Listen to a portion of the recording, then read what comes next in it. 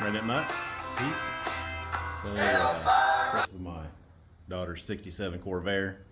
We've talked about it before. I am planning on changing the oil, but she said the other day, she said Char Char's not running right. But I call her Char Char, the car. But anyway, Char Char's not running right. She calls it Charlotte. But so it's been parked for, I don't know, since before she went to college. And so I started up today. It did not like starting, and I got it fired up, and it does run funky. And we're gonna pop the hood, which is in the back, because it's a rear engine car. I don't know how much you know about Corvairs, but they're a unibody rear engine car. This one is a 2-speed power glide car, so it has 2 gears, low and drive. So anyway, yeah, Char Char is having some issues, so we're gonna look her over.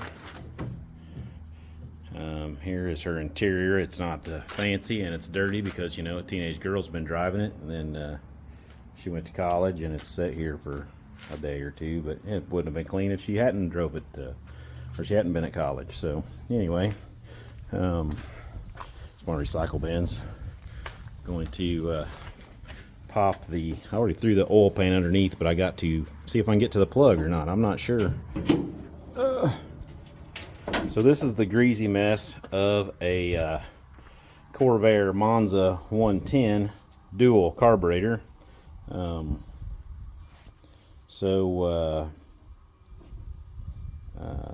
know if I should just start it up. Let me see if she'll fire up. What to do with the keys? I laid them on top of the car. Let's see if she'll fire up. Brr, brr, brr.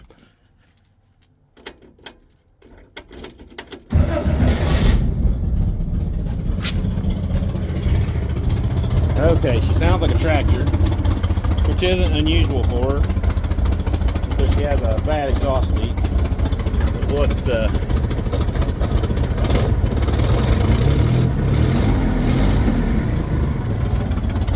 just sounds funky. Oh, well, hell, I see the problem right off the bat here. So this is the shaft for the dual carburetor. So if you look on this side, it goes down over here, and I might not be able to see it with the trap. There's the rod right here. Right here's the rod. Okay. There's the rod. Oops, I just knocked that dude off. Does that thing come loose or something? Because this side's off. See that? That's what I noticed. This is the linkage for this carburetor. I just knocked this one off just sticking with it. It looks like it slid that way. So it should be way out here. I wonder what keeps that dude over to one side. Yeah, alright. Now we got some knowledge of what's going on with it. So it looks like that throttle shaft isn't wanting to stay in position here. I don't know what kept it over here versus over there, and the throttle linkage is getting into stuff. It's knocking its little keepers off because it should have a little key. I see the little keeper right here. So it's got these little keepers on it. Bam. Throw him up there on top of the air cleaner so don't lose him. Go over here and show you on this one. So this guy will go on here. It's hard to do with one hand, but there you go. Bam. Now he is locked on. He should not go down and hit that. He should come up like that. This is a vacuum line that really kind of needs ran different. I don't know. Got plenty of hose to get it out of the way. There, let's just get it up over there. Get it up over there for a moment. All right. So, I mean, is it just the other one that keeps it from getting in the wrong spot? This will be really hard to do with one hand.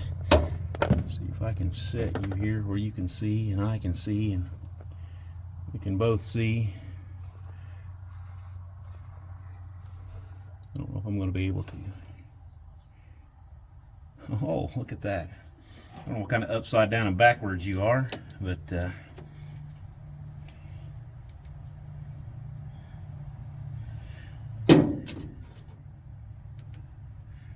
we go. Now I can see better. Can you see better? Okay, so this guy's going to go down on here like this. This guy should go right here somehow or another.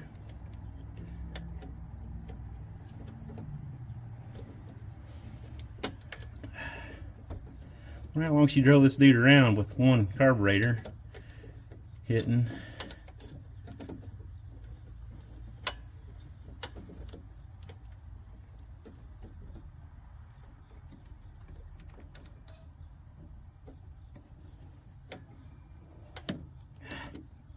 Well, it's kind of a pain, man. There it goes.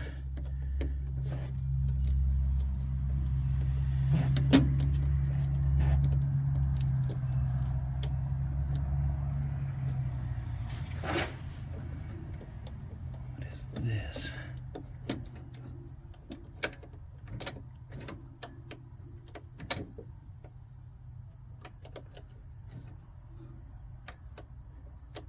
Is that the choke? Air cleaner's wire tied in place because its little bolts are gone.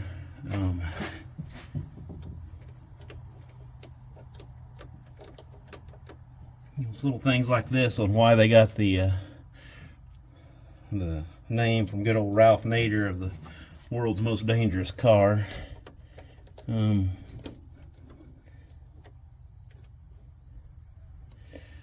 But yeah, that's what happened. That guy come down and he gets released whenever that thing goes down, and that kicked that side off.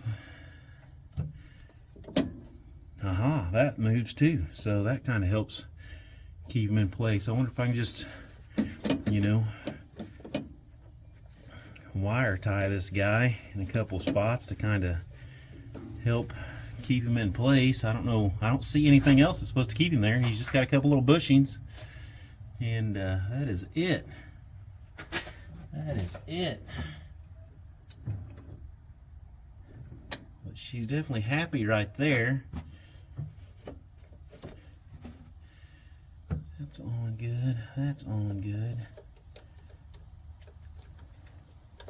What do you even do? What are you catching? It might just be the high idle. That's what it's supposed to be.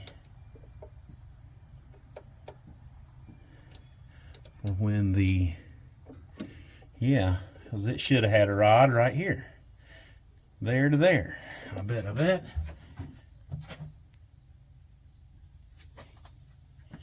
got a rod from there to there. And I got a rod.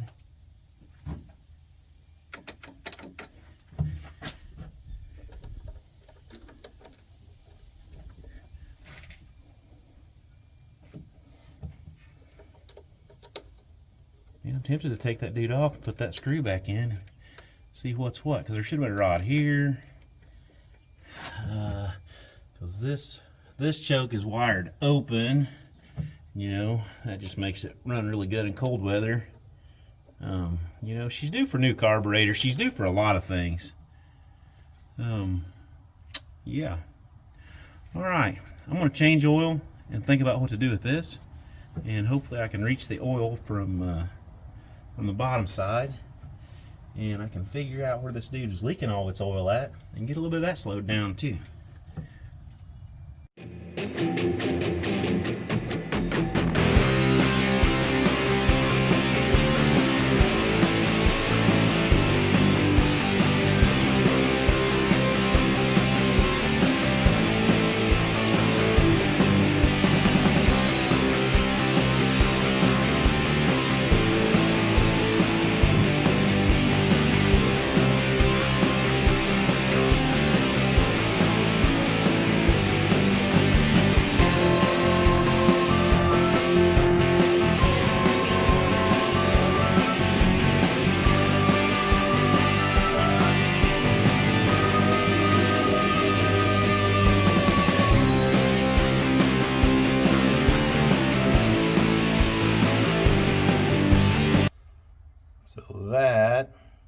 pressure sensor was leaking.